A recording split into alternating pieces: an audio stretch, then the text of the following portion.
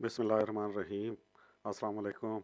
आज मैं एक वीडियो बना रहा हूँ। हम अगर एफबीआर पे कोई टैक्स पेमेंट्स करते हैं तो उसकी सीपीआर कैसे डाउनलोड की जाती है, या हम कोई बैंक में टैक्स पे करते हैं तो उसकी सीपीआर एफबीआर और आईआरएस की वेबसाइट से कैसे डाउनलोड की जाती है। तो असल में मैं अपनी सीपीआर डाउनलोड कर रहा था तो मुझे बड़े प्रॉब्लम आ रहे थे, तो वो मुझे मिल नहीं रही थी, तो बड़ी मुश्किल से मैंने वो डाउनलोड की।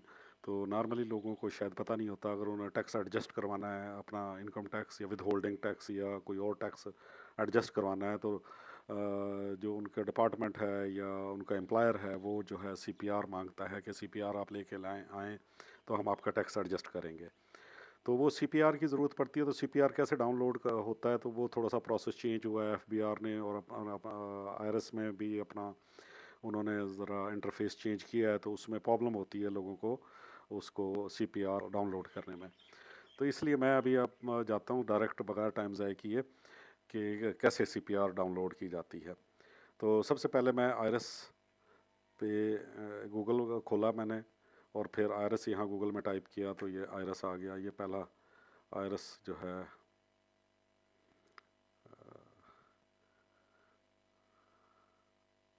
आईआरएस एफबीआर लॉगिन, यहाँ पे मैंने क्लिक किया, ये आ गया सॉफ्टवेयर, ये पहले ही उस पर आ गया। तो यहाँ पे मैं आप अपना CNIC नंबर डालेंगे, तो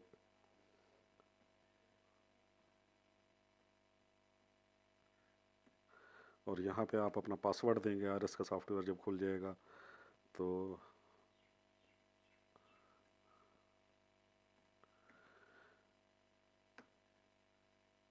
ये खुल गया।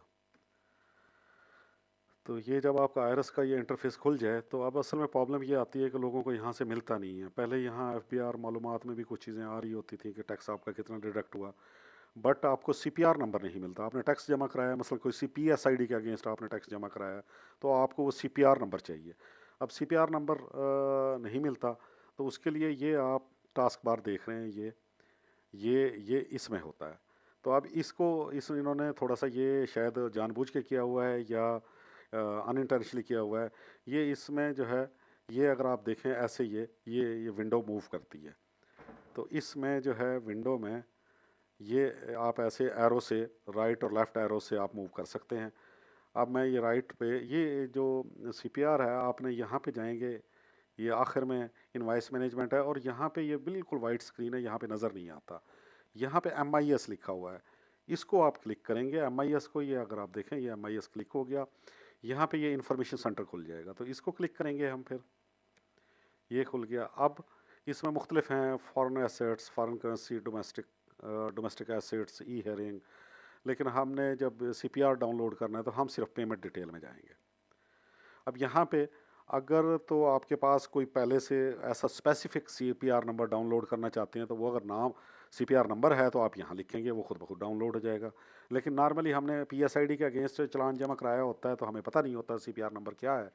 तो इसके लिए आप यहाँ पे जाएंगे, ये पेमेंट डेट में यहाँ पे पेमेंट किस डेट से किस डेट तक आपने या तो पेमेंट की।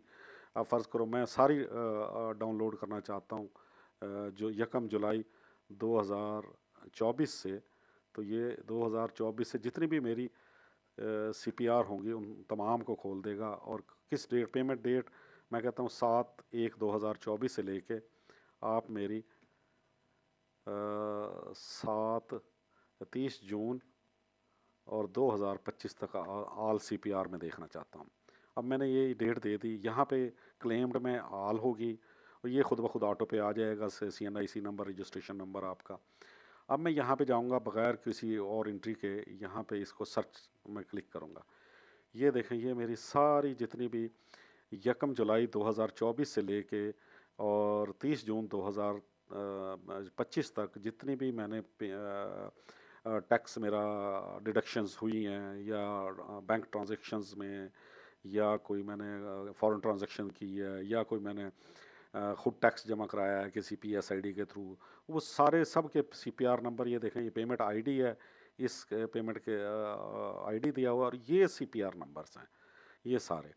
अब ये चूँकि आप कैसे डाउनलोड करेंगे तो लोग तलाश करते रहते हैं कि मैंने कहाँ कैसे इसको डाउनलोड करूँ। तो डाउनलोड के लिए अब यहाँ पे देखें कि ये एक्सेल का साइन बना हुआ है, यहाँ पे आप इसको क्लिक करेंगे। ये मैंने यहाँ पे क्लिक कर दिया, ये यहाँ पे ये मेरी पेमेंट डिटेल्स आ गई और इसको मैं अब डाउनलोड कर लूँगा। ये डाउनलोड कर रहा है, ये अब एक्सेल में शीट मेरी आ गई। ये देखें वो सारी CPR नंबर ये इसमें सारा कुछ है। और ये देखें ये इसमें कितना टैक्स ईयर कौन सा था, टैक्सेबल अमाउंट कितनी थी, पेमेंट डेट क्या थी और कितना टैक्स आपने पेड किया, ये सारा पेड अमाउंट भी आ रही है।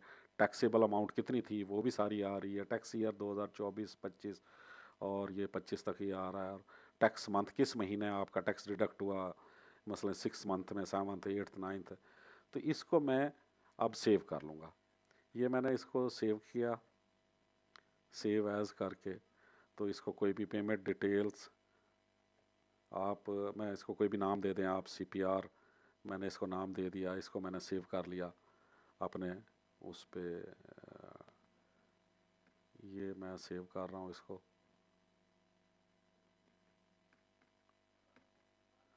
ये मैंने इसको सेव कर लिया यहाँ पे।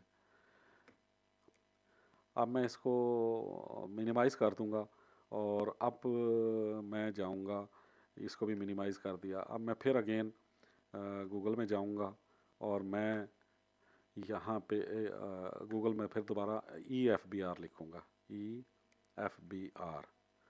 तो ये EFBR आ गया। अब यहाँ पे मैंने क्लिक करना है।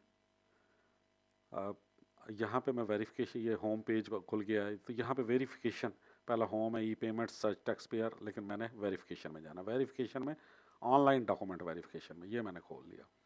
यहाँ पे ये आ गया, यहाँ पे ये टैब खुल गई, online document verification. Search parameter, search parameter मेरा है कंप्यूटराइज पेमेंट रिसीट ये या कंप्यूटराइज पेमेंट रिसेप्ट, ये मैं करूँगा।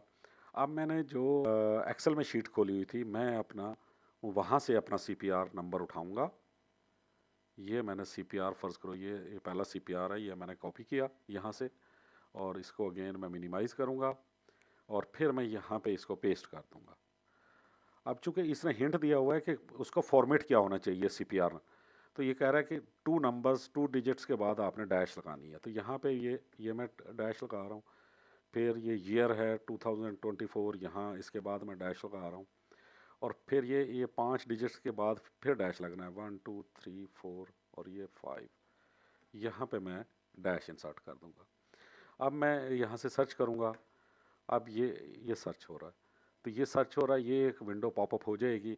वो कह रहा है if your download does not start automatically please click here. बाज़ औक़ात मैसेज कोई ब्लॉक कर देता है, वो यहाँ पे आता है। तो यहाँ पे आप वो बॉक्स सा बना आ जाएगा, वहाँ पे आप उसको अनब्लॉक करेंगे और अनब्लॉक करके तो फिर ये मैसेज पॉपअप होगा। तो ये मैं क्लिक कर रहा हूँ, ये देखिए ये मेरी CPR डाउनलोड हो रही है यहाँ पे। अब मैं इसको जब डाउनलोड कंप्लीट हो जाएगा तो मैं इसको ओपन करूँगा। यहाँ पे ये खुल रही है, जो ही प्रोसेस कंप्लीट होगा तो ये मैं यहाँ पे क्लिक कर दूँगा। ये CPR मेरी डाउनलोड हो गई। तो ये आपकी CPR डाउनलोड हो गई। इस तरह दूसरी भी अगर कोई मैं CPR दोबारा मैं प्रोसेस रिपीट कर देता हूँ कि थोड़ा सा प्रॉब्लम होते हैं। मसलन मैं अगेन जाऊँगा EFBR में और पहले मैंने अब दूसरी CPR में डाउनलोड करूँगा। ये दूसरी CPR मेरी ये है, ये यहाँ से मैं कॉपी करूँगा, इसको मिनिमाइज़ किया मैंने और फिर अगेन वही वेरिफिकेशन में जाएंगे आप, यहाँ ऑनलाइन डॉक्यूमेंट वेरिफिकेशन में जाएंगे, इसको आप करेंगे कंप्यूटराइज पेमेंट रिसेप्ट और यहाँ पे मैं पेस्ट करूँगा अपना CPR नंबर। अब यहाँ पे आपने ये IT के बाद डैश लगाना है, 2024 के बाद या 25 की होगी तो 25 आ रहा होगा यहाँ पे। यहाँ 5 डिजिट छोड़ के फिर मैं अगेन डैश इंसर्ट कर दूँगा। ये मैंने डैश इंसर्ट कर दिया और अब मैं इसको सर्च करूँगा। ये सर्च हो रहा है। अब ये देखें, ये आप नज़र नहीं आ रहा सर्च। अब मैं इसको, ये असल में बैकग्राउंड में वो उसने मैसेज दिया हुआ होगा। ये जब उसको मैंने मिनिमाइज़ किया तो यहाँ पे आ गया। यहाँ पे मैं इसको please click here to download, मैं यहाँ पे डाउनलोड क्लियर करूँगा। ये डाउनलोड कर रहा है। ये इस तरह, ये देखें, ये मेरी ये 37 लास्ट में 37 है, ये CPR उसने डाउनलोड कर दी। अब इसका आप प्रिंट भी कर सकते हैं, इसको आप सेव करना चाहें तो यहाँ से करें सेव। और ये अगर आप कहीं पे सेव करना चाहते हैं तो यहाँ पे फ़र्ज़ करो आप कहीं पे सेव करते हैं तो ये सेव कर लेगा, क्योंकि मैंने ये पहले ही सेव की हुई है। तो इस वजह से इसको मैं कोई डैश वन का नाम दे देता हूँ तो ये सेव कर लेगा। ये सेव हो गई। अब ये सेव हो गई मेरे कंप्यूटर के अंदर। अब मैं इसका प्रिंट लेना चाहूँ तो PDF फाइल में ये मैं आपको खोल के दिखाता हूँ। ये सेव हो गई है। ये मैं सारा मिनिमाइज़ कर रहा हूँ तो ये यहाँ पे सेव हो गई है। सपोज़ ये है, तो ये अब मैं खोल के दिखा रहा हूँ। ये मेरी CPR थी जो मैंने डाउनलोड की है। इसका मैं प्रिंट लूँगा, प्रिंट लेके और जहाँ पे मैंने यूज़ करना है वहाँ पे यूज़ कर सकता हूँ मैं इसको। या मैंने अपना टैक्स एडजस्ट कराना है अपने फाइनेंस में या एम्प्लॉयर्स को देना है, वो एडजस्ट करता है, तो इसका प्रिंट लेके मैं जाऊँगा तो वो मेरा ये टैक्स एडजस्ट कर देंगे। Thank much for your watching. तो बहुत बहुत शुक्रिया। काइंडली अगर आपको ये इन्फॉर्मेशन और यूज़फुल लगी है तो आप काइंडली चैनल को सब्सक्राइब भी कर दें, लाइक भी कर दें। इसमें आपका कोई कुछ खर्च नहीं होता। तो चूँकि ये मुझे मुश्किल लगा था, मैंने बड़ी मुश्किल से ढूंढ के और रिसर्च करके फिर ये चीज़ें चूँकि मुझे मिल नहीं रही थी, मैं 2-3 दिन लगा रहा और फिर ये चीज़ें मुझे मिली। तो फिर मैंने कहा इस पर एक वीडियो बना दूँ जो हर एक का मसला है। और वही इस तरह की डिटेल वीडियो कहीं पे मौजूद मुझे खुद नहीं मिली, मैंने ढूंढी थी लेकिन मुझे नहीं मिली। बहुत बहुत शुक्रिया, थैंक यू वेरी मच। अल्लाह हाफ़िज़।